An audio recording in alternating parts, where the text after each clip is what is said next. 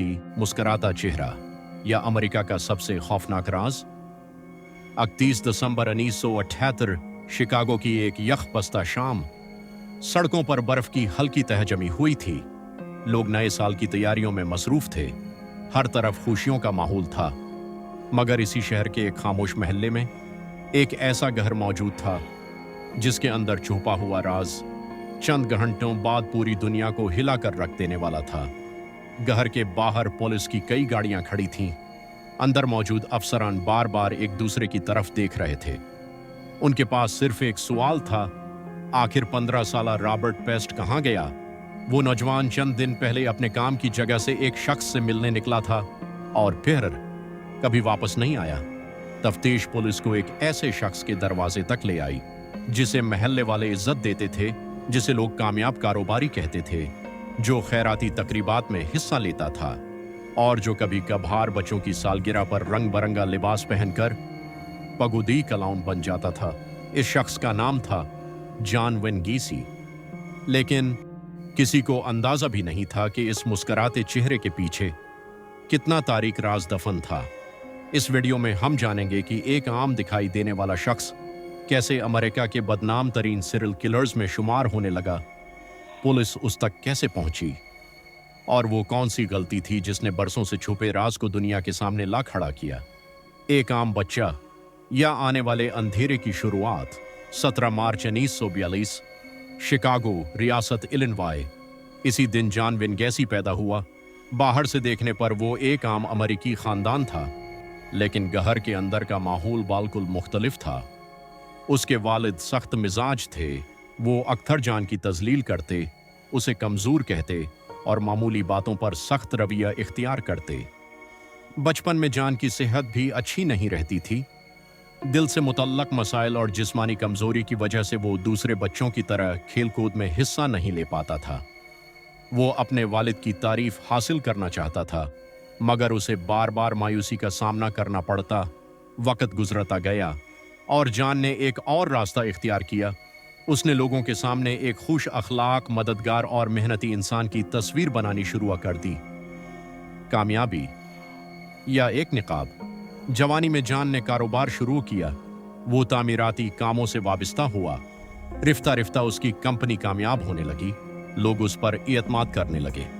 मकामी तकरीबात में उसे बुलाया जाता। वो कम्युनिटी सरगर्मियों में बढ़ चढ़ कर हिस्सा लेता। बिज़ाहिर उसकी जिंदगी बिल्कुल मिसाली दिखाई देती थी। और फिर उसने एक और किरदार अपनाया। रंग बरंगा लिबास, चेहरे पर मेकअप, सुर्खनाक और बच्चों को हंसाने वाला किरदार, पगोदी क्लाउन। ये किरदार उसकी अवामी शनाख्त बन गया।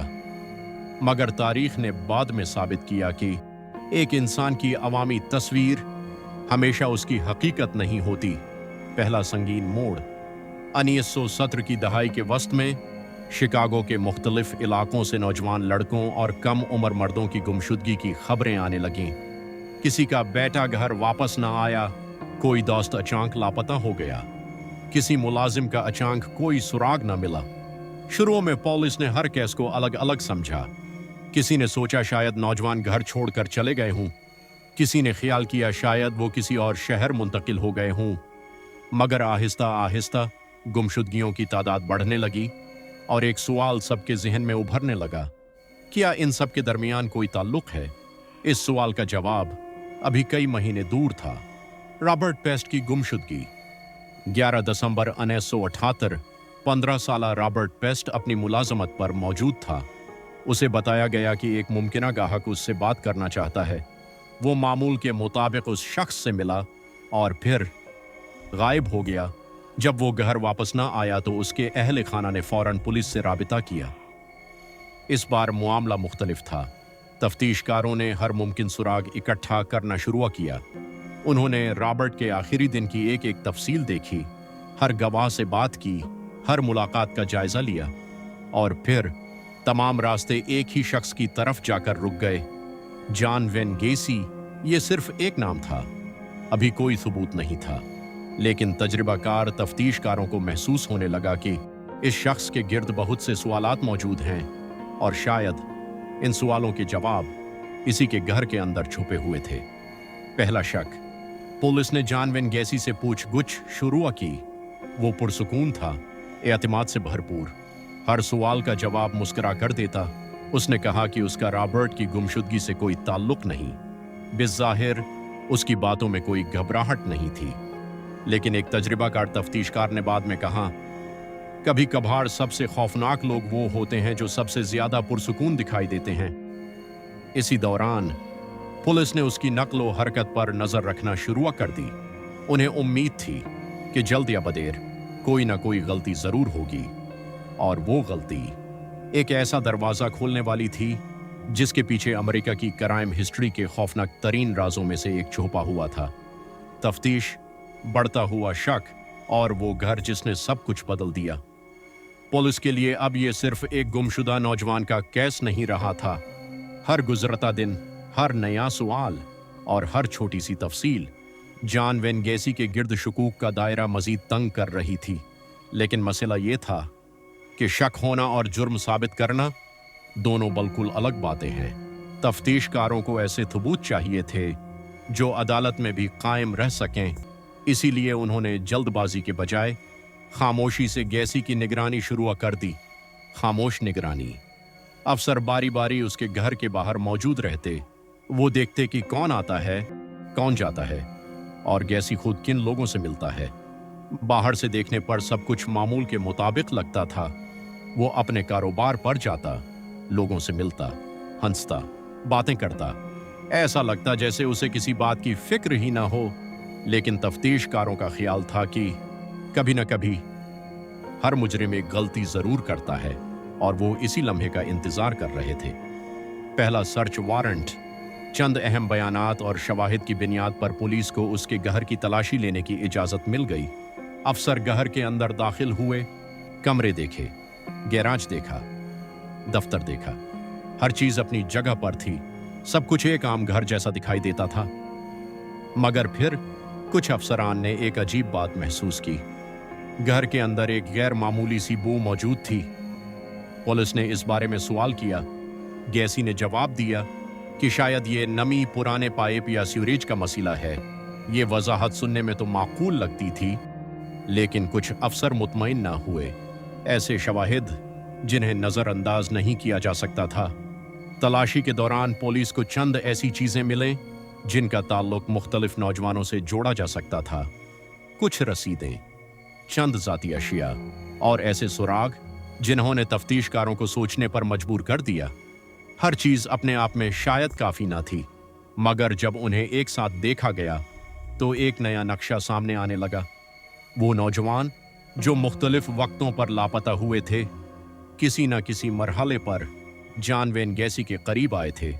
क्या ये महज इत्तेफाक था या एक खौफनाक सिलसिला? दबाव बढ़ने लगा। पुलिस ने गैसी से दोबारा पूछगुछ की। इस बार सवालात ज्यादा सख्त थे। कभी वो एक जवाब देता और चंद मिनट बाद इसी बात की मुख्तलिफ वजाहत करता। तफ्तीशकारों ने इन तजादात को नोट करना शुरू कर दिया। एक तजर्बाकार अफसर ने बाद में कहा, हमें महसूस होने लगा था कि तस्वीर के बहुत से टुकड़े हमारे पास हैं, लेकिन आखिरी टुकड़ा अभी भी गायब है। इसी दौरान गैसी भी समझने लगा था कि पुलिस उस पर से नजर नहीं हटा रही। एक ऐसी गलती जिसने सब कुछ बदल दिया। चंद दिन बाद पुलिस को एक और कानूनी इजाजत मिली। इस बार तफ्तीश पहले से ज्यादा गहरी होने वाली थी।